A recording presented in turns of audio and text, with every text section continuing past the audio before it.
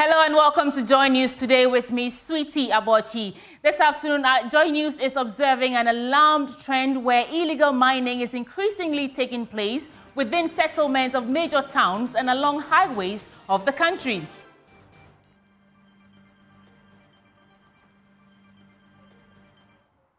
The Colleges of Education Teachers Association of Ghana ramps up its call for justice, expressing growing frustration as the government continues to delay the implementation of a court ruling in their favor.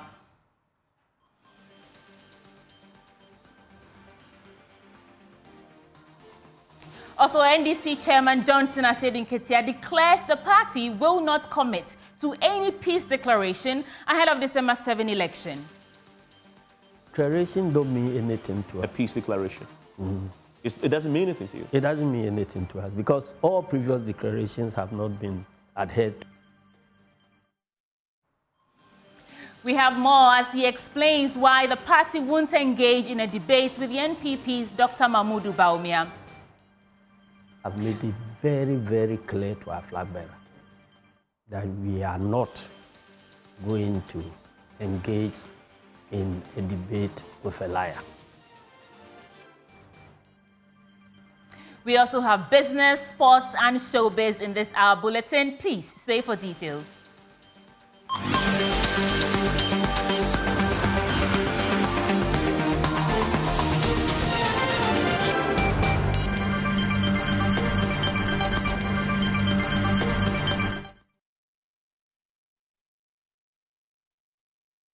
Many thanks for your time. Details now. Now, Joy News is observing an alarming trend where illegal mining is increasingly taking place within settlements of major towns and along highways of the country. At Konongo, Asamang, and Tamfo in Osino, mining is being done with impunity along the main Kumasi to Accra road in violation of environmental and water quality laws. Love FM's Erastus Asar Dono and his team have been traveling the Accra-Kumasi stretch, assessing the situation, and now reports. Galamsey is worsening in many communities across the country, with miners operating glaringly in violation of environmental laws. A clear case is this illegal mining activity happening in the middle of the Konongo township, a few meters from the main Kumasi-Accra road. In a clear violation of the Environmental Protection Act 1994, the Minerals and Mining Act 2006, and the Water Resources Commission Act 1996, the miners have redirected the Owerri stream, which flows through the town, and destroyed large parts of the wetlands, contaminating sources of water for the community. This is Konongo, close to the main Kumasi-Accra road. Now, this valley used to be a farming ground for many indigents here in the town and its surrounding communities. Now, what is happening here, for miles you can see it, is a violation of our laws. In fact, the Minerals and Mining Act 2006, Act 703, indicates that no person shall engage in mining activities in a water body or wetland without prior written approval from the ministry. No person shall undertake any activity that may affect the quality or quantity of water in a water body without prior written approval from the Minerals Commission. I doubt if what is happening in this valley, which is a violation of the law, has a written permission or consent from the Minister for Lands and Natural Resources. Some of the miners we found at the site justified their illegal mining activity. Interview. Police into machine. But still, it's not which anywhere. I could for this is aware. I know. I ask the government that I could do and about me spawn the country what they expect us to do. Shall we go and steal or what? Huh? The Bawumia and his Sakofado, they're supposed to manage the country well for the youth to enjoy. Don't say we. The pop up yeah. ya bedi ne didi ama ya adwuma nim mota kwen no so mba hye adwuma kama mokwa abokyem mbagu abokyem tuma abokyem no oma chi kwen ya say ho tan na amtam kwa mu hu ana then we have everything ya we omta sam omba chen kwen. We continued our fact-finding mission to Asar on the main Kumasi-Accra road. Few inches from the main road, excavators are digging and scooping earth into an artisanal washing bay. The owner, Kwesi Asamoah, told us the mining activity is part of a community mining scheme commissioned by the Lands Minister himself. But Lands Minister Abdullahi Janapo denied knowledge of it when we contacted him. Minerals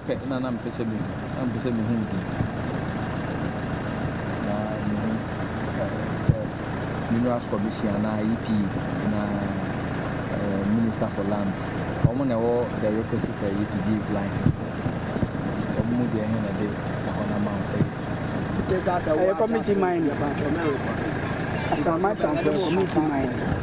After a few minutes' drive, we reached the eastern regional town of Osino, where an artisanal mining base set up inches from the Kumasi-Accra road is actively processing gold.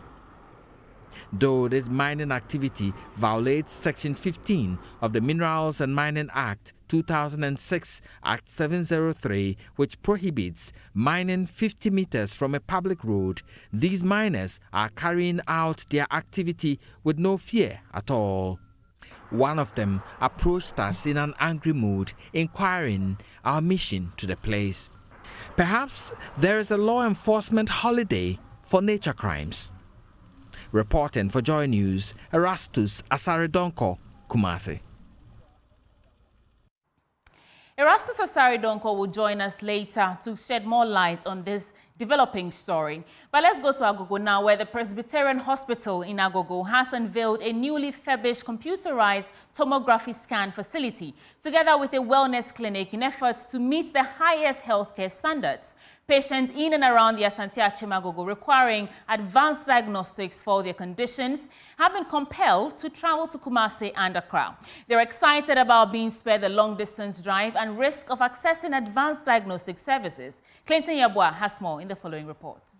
Hospital Agogo is on the path of becoming a tertiary health service provider. The 93-year-old facility usually uses typical clinical diagnostics in patients' treatment, which is not favorable in an era of evidence-based medicine. To address this situation, the Presbyterian Hospital Agogo has unveiled a new self-funded computerized tomography scan unit. The CT scan is a type of imaging that uses X-ray techniques to create detailed images of the body to plan medical, surgical, or radiation treatment. Radiologist at Presbyterian Hospital Agogo, Francis Collins Bimpong, says doctors can now refer delicate medical conditions requiring scans, which will aid patient monitoring. Previously, patients had to travel long distances from Agogo to Kumasi to have these CT scans done. Now, people within our catchment areas in Agogo, in Konongo, in Fominkoko, even towards Ejuso can now come to access such important facility. When a doctor suspects that the patient has a particular condition, they can refer such patients to have a CT scan. Then we could now pinpoint and tell them what the true pathology is. This will help in the patient monitoring and then also management of the patient. Also, in addition, also with the follow-up of patients' conditions. Additionally, the hospital opened its first wellness clinic to provide accessible services including comprehensive health screening, lifestyle counseling, and nutritional guidance for patients and staff. General Manager of the Presbyterian Hospital Agogo, Reverend Ezekiel Amadu Daribi, says the new installments reinforce the hospital's commitment to provide quality and standardized healthcare services. This is the only secondary facility in the whole of this area. And therefore, in as much as we have dreams of becoming a tertiary facility, we think it is also appropriate that we continue to expand the services so that our teaming clients will have a better health service delivery. My colleague Clinton Yeboah joins me now. Clinton reported that patients are excited that they are spared a long drive. But what does this really mean for them? This newly furbished computerized tomography scan facility means to healthcare delivery at the hospital.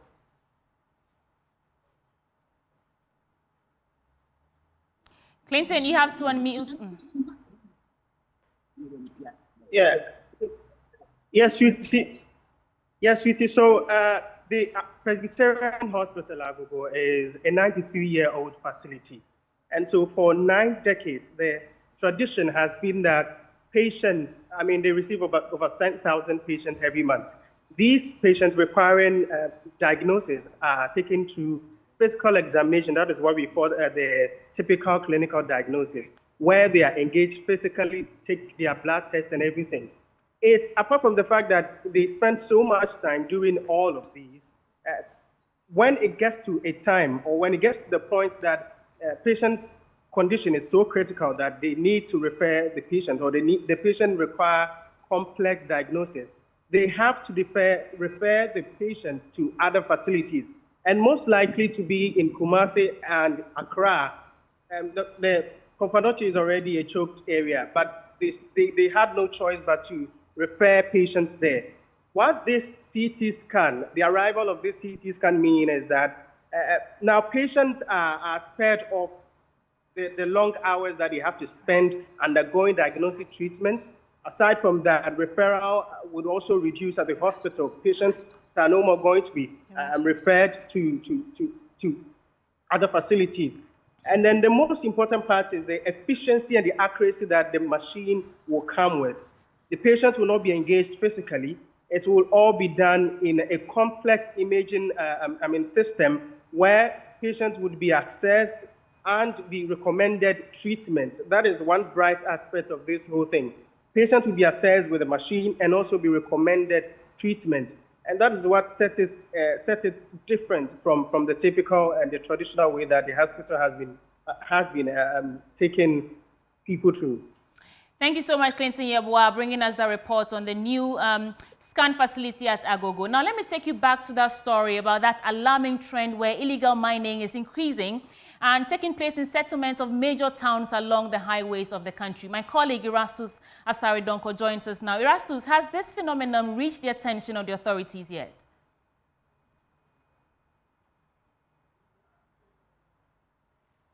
Erastus, please unmute. We can't hear you yet. Well, I just spoke with the MCE for the Asante Achim Central area, and he says that they have already asked everybody to leave. I'm also getting signals from the place that people have started removing their excavators from the site. Now, what this means is that they will still be left with the huge gullies and pits within that particular area, which needs to be covered. And so, do you have any idea if the government has made any conclusions on what to do with the place as we speak? No, that has not come to, I don't think authorities have come to that conclusion. I'm told that there will be a meeting to discuss what to do in this particular area. But mind you, this is not the only area where people are mining close to major highways. Right. When you go to the Diaso Ayamfre area, we have people mining close to the main Ayamfre road at Wasada Diaso and its environs. At Usino and Asamai Tamfwe, people are mining very close to the main road as we speak. Thank you so much, Erastus Asar Dono, and we'll keep you updated in our subsequent bulletins. Now, moving on, the Colleges of Education Teachers Association of Ghana is ramping up its call for justice, expressing growing frustration as the government continues to delay the implementation of a court ruling in their favor. This ruling, which CTAG has long fought for, was expected to bring much-needed improvements to their conditions of service, including better salaries and working conditions. However, despite the court's decision, the government has yet to take any action, leaving CTAG members feeling neglected and disrespected. Spokesperson for CTAG, Dr. Dominic Owusu, has been addressing a press conference in Ho. CTAG has 20-month arrears of payment to be collected from the implementation of the NLC Arbitral Award. We want to unequivocally state that we shall collect every pesewa owed to us from the NLC Arbitral Awards. Signing of MOA and current situation. CTAG had gone past the signing of bogus and deceptive MOAs which the government agencies uses as caveats to deceive us to suspend and call off our strike and go to sleep. On the 16th December 2022, the government signed an MOE with CTAC but failed to implement it.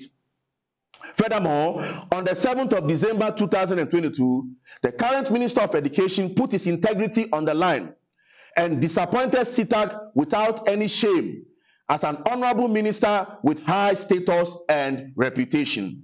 CTAC position now in relation to this strike, what we are demanding now before we call off the strike. The following are CTAC position relating to this strike. 1, CTAC is demanding full implementation of the staff audit reports in line with the NLC Arbitral Awards. 2, CTAC is demanding the staff audit report nomenclature and rationalization, such as principal research officer, assistant lecturer, lecturer, senior lecturer, associate professor, and professor emeritus, respectively. We shall reject any migration that falls short of the staff audit reports.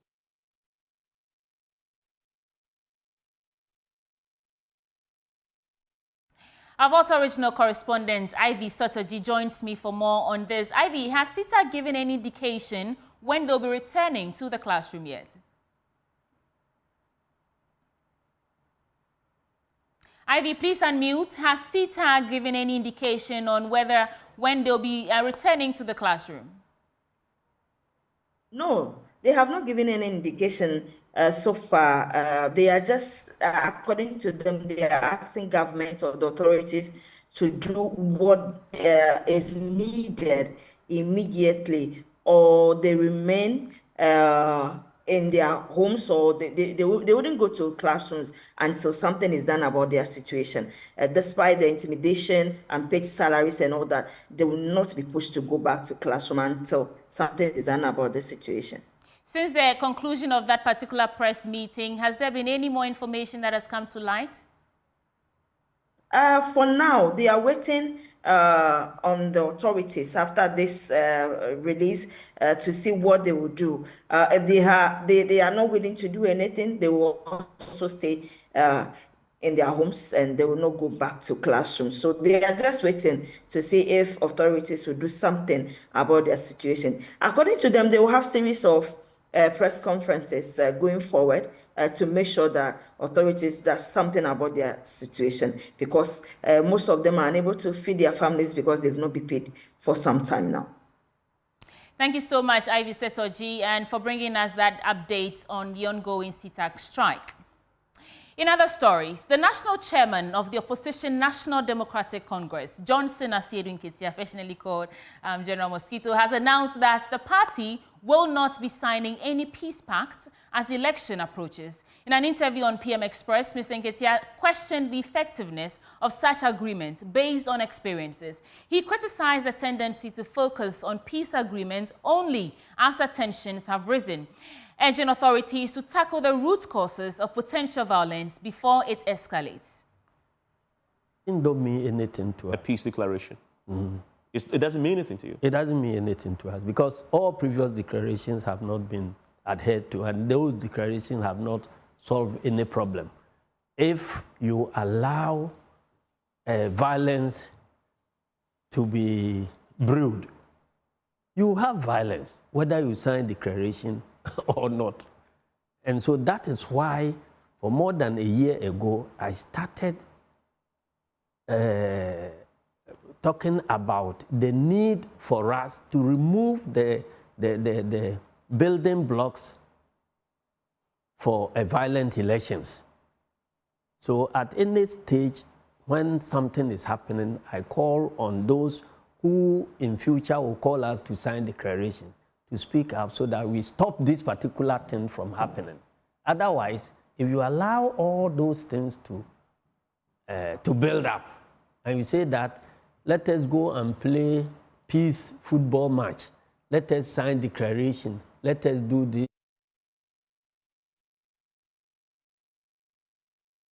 Because we did all this in 2020.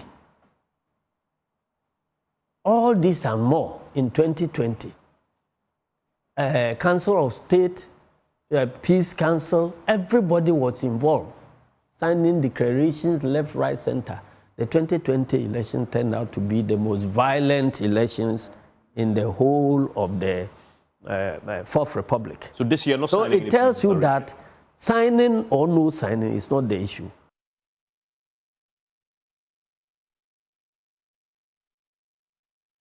Mr. Asiedu also explained that President Akufo-Addo has more credibility than Vice President Dr. Mahmoud Bawumia, which is why their flag bearer won't debate him. It is a completely worthless exercise. So we don't think that it will serve any purpose at all. And we will not waste our time on debating Dr. Bawumia or Napo or anybody. My guiding principles are two. Don't debate an idiot and don't debate a liar. So any of these two who tempts me for any debate, I ignore them. You're not calling by this the presidential candidate of the governing New Patriotic Party an idiot and a liar. No, I'm not saying the two must fit one person, but when you look at the two categorization, you see that he's a liar. That one is something nobody can contest. I'm not too sure whether he's an idiot, but at least I'm sure he's a liar. So in my capacity as the national chairman, I have made it very, very clear to our flag bearer that we are not going to engage in a debate with a liar. Moving on, the Northern Regional Chairman of the National Democratic Congress, Adovali, has asserted that the Vice President and the NPP flag bearer has no moral justification to want to rule Ghana after punching Ghana to its current economic mess. According to him, Dr. Mahmoud Bawumia, as the leader of the economic management team, has failed to better the living condition of Ghanaians. The Northern Regional Chairman made these comments when he met party faithfuls in Yendi. And there's more in this report. The Unity and Health Walk, organized by parliamentary aspirants who lost at the primaries, was to show their support to the NDC candidate for Yendi ahead of the December elections. It was also to offer a health screening for residents of Yendi. Speaking at the event, the NDC regional chairman, Mr. Adolf-Ali, said Dr. Mahmoud Bawumia has suddenly become mute when it comes to discussions on the economy. Bawumia was recruited to come and be your running mate and be in charge of the economic management team. Today, can he come out one day to talk about the Ghanaian economy again? When was the last time Bawumia spoke about our economy? You think President John Mahama will waste his time on such a non-performing vice president? This is the worst vice president we have seen ever in the history of Ghana. $1 was 4 Ghana cedis. And you said that was the worst performance. And you are coming to arrest the dollar. You are arresting the dollar and you will give the key to the IDP. Today, where is the dollar? The NDC parliamentary candidate for Yendi, Abdul Fattah Al-Hassan Jofa, said the youth of Yendi would be rewarded after the declaration of the December 7th elections. We have become a very united and fightful, and we are going to march on as indicated by our flag bearer, foot for foot, until the Yendi seat becomes the NDC's own. Inshallah, when we eventually deliver the seat, we would want to ensure that all people in Yendi, especially NDC fellows, that you are handsomely rewarded for the good work you continue to show for the party. The Deputy General Secretary in charge of operations for the National Democratic Congress, Mustafa Gbandi, said the youth were ready to work to get former President John Dramani Mahama into office. We will not want them. We are here to let you know that we have come around the country to tell you the right thing that will happen in 2024. If anybody wants to do what is wrong, try and do what is what? Right. We will not ask permission from His Excellency John Dramani Mahama to protect and defend the Constitution and the democracy of our country against racism.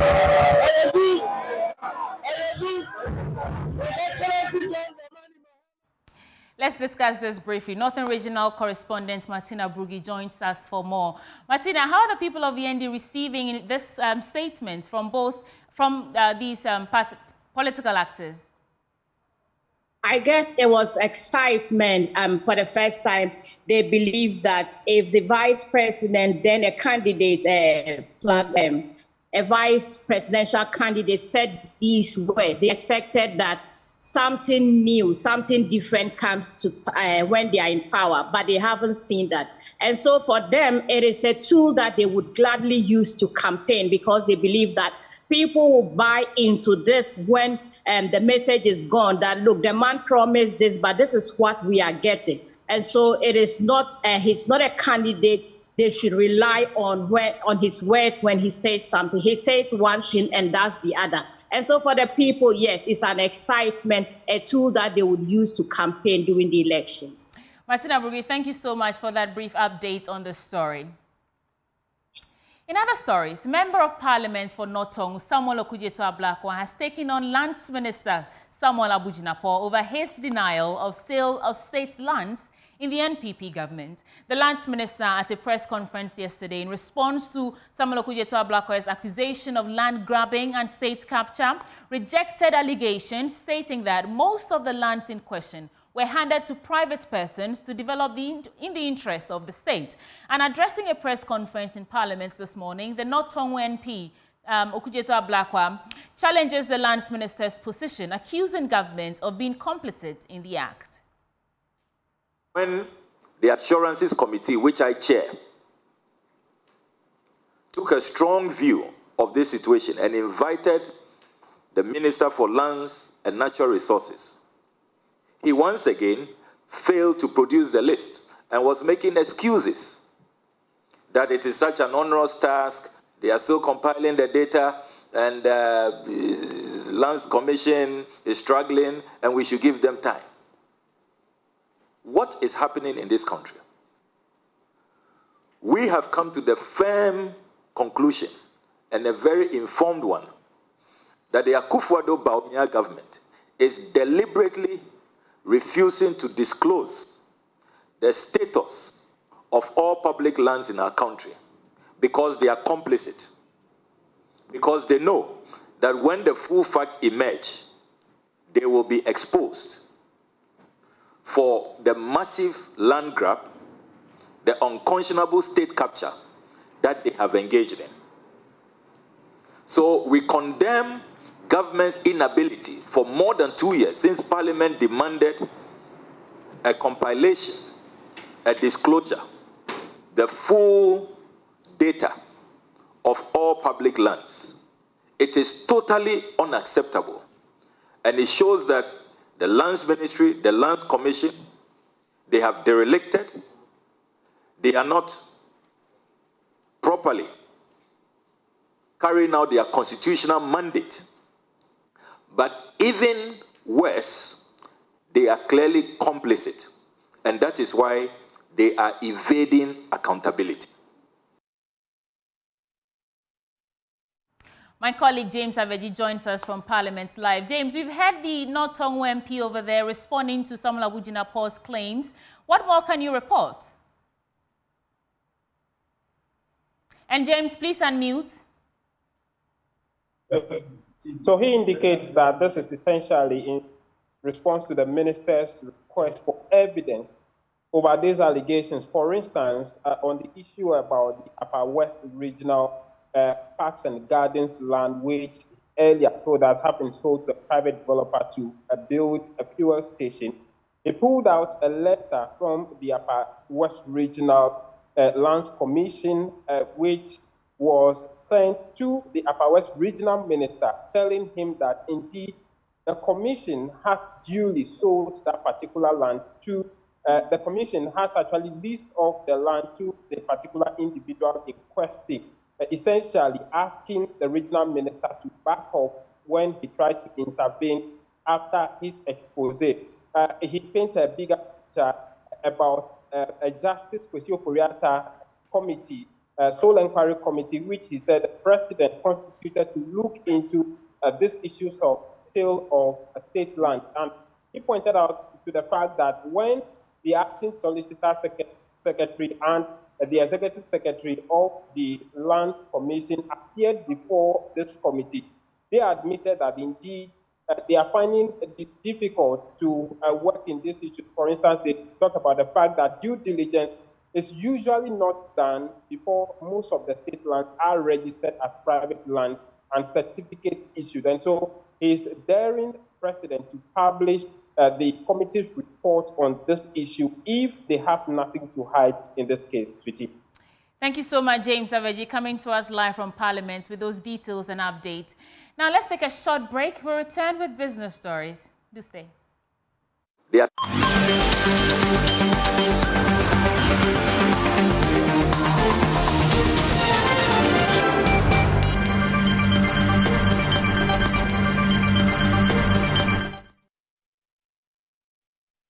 Welcome back to Business on Joy News today. My name is Winston Taki, and now to our first business story. Local pharmaceutical manufacturer Intravenous Infusion is pushing for the Food and Drugs Authority to restrict the import of infusion products. According to the company, this has become critical to ensure that local producers don't lose out on the market, as many of the imported products can be produced locally. Managing Director of Intravenous Infusion PLC, Mukhtar Salihu, made the appeal when the company appeared before investors at the Ghana Stock Exchange. Fact behind the figures here in Accra. Intravenous Infusion has returned to winning ways in its 2023 performance after posing some losses in previous years' financial results. Presenting the latest result to investors and shareholders on the Ghana Stock Exchange, the company is hoping to do more to maintain its dominance on the local market, as well as explore other opportunities in the West African market. According to Managing Director Mukhtar Salihu, local pharmaceutical manufacturers should be protected since Ghana has the capacity to produce for the entire sub-region. The international trade rules do not prohibit restrictions for your national interests. So what FDA Ghana is trying to do to support the local industry, it is not something that is new to the trade rules. So the key thing is countries must be able to build internal capacity to be able to produce domestically.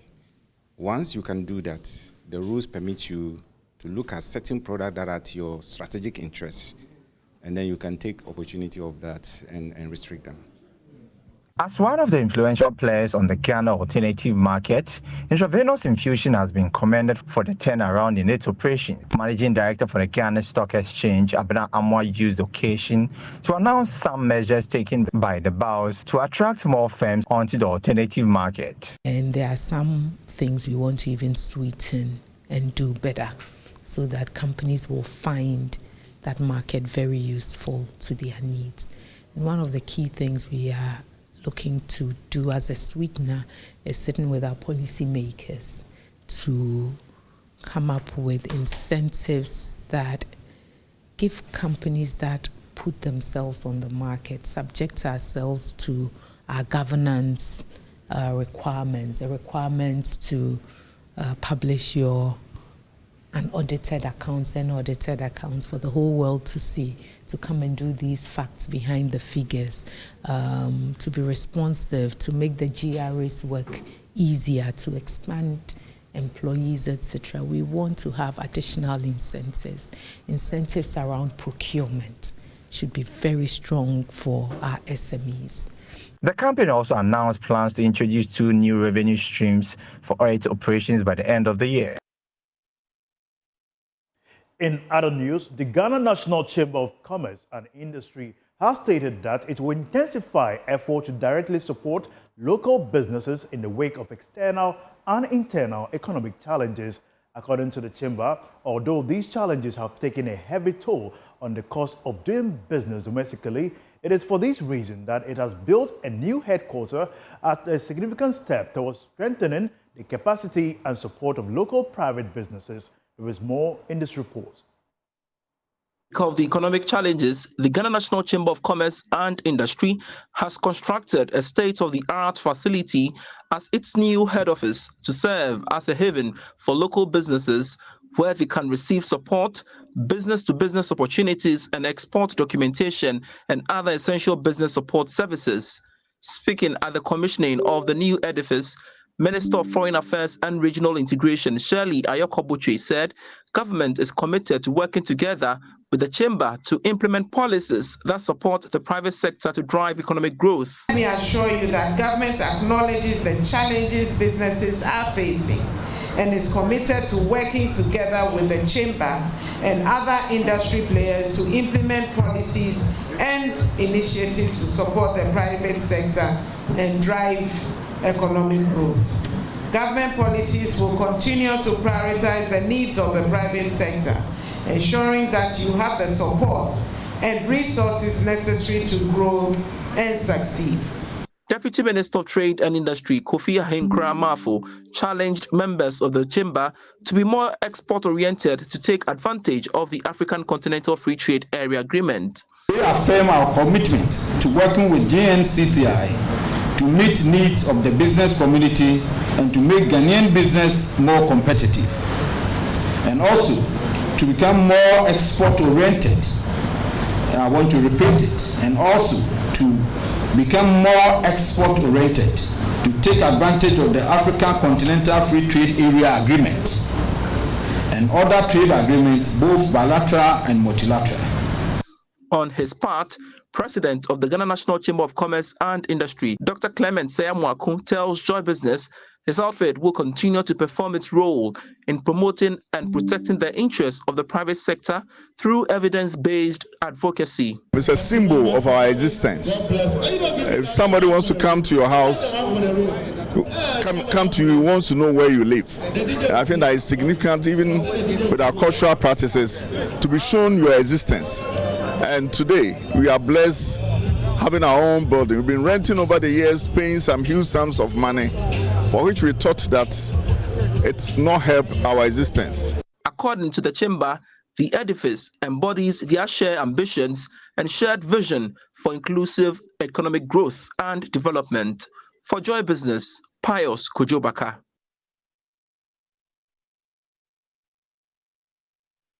That will be all for business. My name is Winston Taki. We have sports after this break. Stay tuned.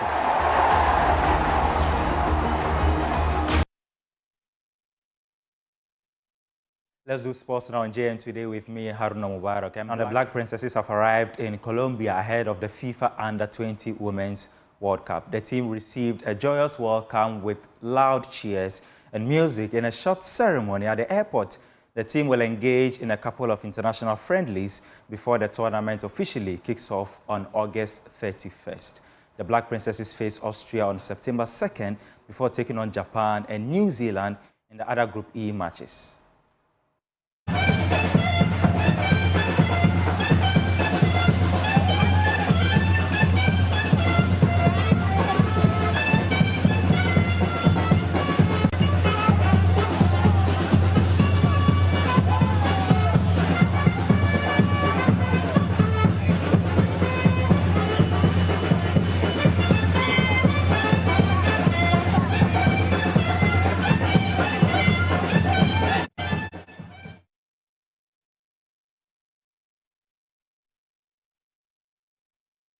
Your sports on JN Today. World News comes up shortly. Please stay.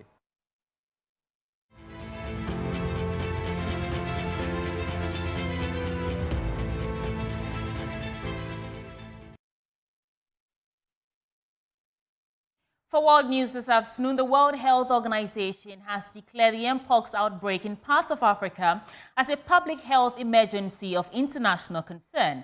The highly contagious disease, formerly known as monkeypox, has killed at least 450 people during an initial outbreak in the Democratic Republic of Congo. It has now spread across parts of the Central and East Africa, and scientists are concerned about how fast a new variant of the disease is spreading and its high fatality rate. WHO chief said the potential for further spread within Africa and beyond is, quote, very worrying.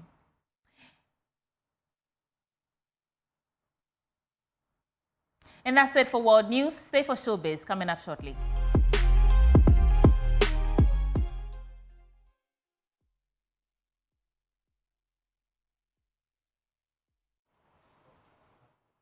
Good afternoon, welcome to the Showbiz segment with me, Jacqueline and Yeboah. Now to our first story, when a reggae legend like Buju Banton says Afrobeat has lost its power to uplift, the music world takes notice, but Ghanaian musician Fuse DJ isn't letting that slide, challenging Buju's claims and defending the genre that has been making waves across continents. According to a certain school of thought, Afrobeat and dancehall music have long been intertwined with roots that reach deep into African and Caribbean culture. While dancehall echoes deep into the roots of Jamaica, Afrobeat carries the rhythm of West Africa, spreading joy and unity across the globe. But recently, Buju Banton, the Jamaican reggae icon, has sparked a debate over the soul of Afrobeat. During a candid chat on the Drinks Champs podcast, Buju didn't mince words. He questioned the impact of Afrobeat, saying it no longer inspires or uplifts the African spirit. Constantly at the universities, under baobab trees, in Kenya, educating people from Ghana, all over the continent about reggae music and dancehall. But I was happy when they came to their senses to realize that music is the bridge that's going to connect us. But what I was disappointed in, they didn't try to connect with Jamaica, the roots. They connect with everyone else except us. And you talking about Afrobeats? Yes. Okay, continue. Sorry. So they connected with everyone else except us. But when we look at what they're doing, their music is not free in Africa. I'm all the way in Jamaica and my country and my people fight for free Euro continent with word, sound and power. We'll sing a song to free Africa all now. We need them bringing this to the forefront of your mind, but we desire more from them. You want the money? Go get it. But what's going to be said about you later on and your posterity? But Ghanaian Afrobeat star Fuse DJ isn't buying into this narrative. In a social media post, Fuse expressed his disagreement, standing firm in defense of Afrobeat. That's one of the few Afrobeats artists who have experienced both extremes, you know, conscious Afrobeats to commercial Afrobeats. On one hand, I have a song with Major Lazer, Light It Up, that has over 1 billion streams. On the other, I have a song with Damian Marley, Breathier, and it's a song about bringing our people back home and building in the motherland, right? Afrobeats is the most revolutionary form of black music to have ever existed. But can't deny that Afrobeats would not exist in its current form if it wasn't for high life, jazz, hip-hop, R&B, reggae, dancehall, garage, grime, soul. It's an amalgamation of all of these genres. In fact, you can even say it's the child of all of these genres, and a child should always respect his or her parents. A tree wouldn't exist without its roots. But let's not forget that the roots always lead back to Africa. And I get where Buju's coming from, because most Afrobeats hits don't really have the message in it. But that's not to say there aren't Afrobeats artists who are making music with a message in it. But for me, it doesn't have to be that deep, because Afrobeats is so spiritual. A lot of times we're speaking in our mother tongues, but it still resonates with people. So what do you think? Is Afrobeat still carrying the torch of inspiration, or has it danced too far from its roots? For Joy News, I am Jacqueline Ansama Yeboah. Destiny, Mama, look from when you call me. Destiny.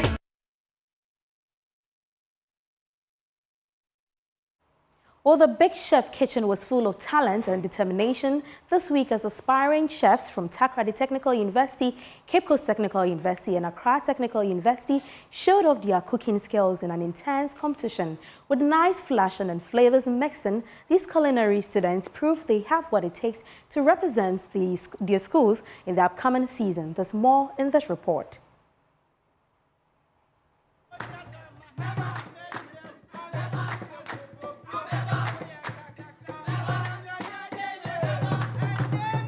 It's not just another day in the kitchen for these students. At the various campuses, 3 different teams competed, and they all had 30 minutes to produce a stunning dish.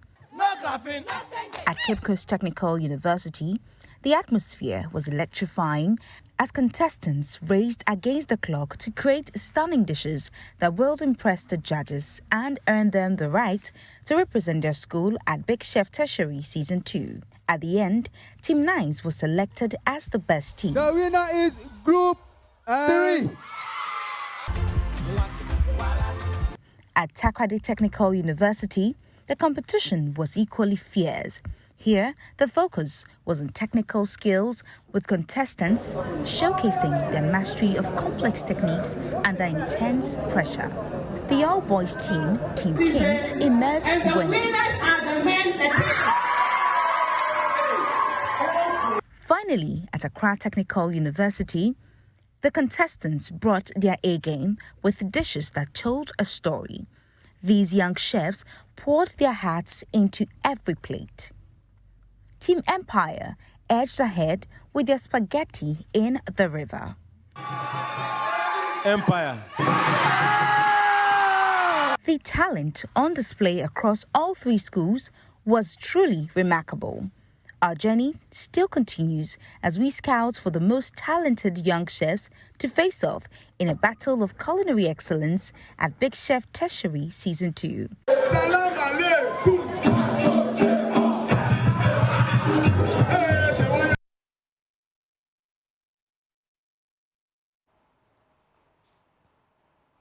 On that note, is a wrap for the showbiz segments with me, Jacqueline and Yeboah.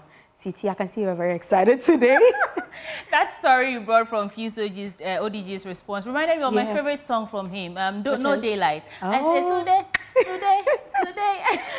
But that's how we're wrapping up for this bulletin. For more news, log on to myjoyonline.com, and there you find many stories, including NDC won't sign peace declaration ahead of election, says Johnson Asiedu Nketia, as well as the Education Ministry insists colleges of education will not close down. And that's on the back of the ongoing strike. Thank you so much for spending your afternoon with us. We're back with more stories tomorrow, but it's goodbye for now. Today.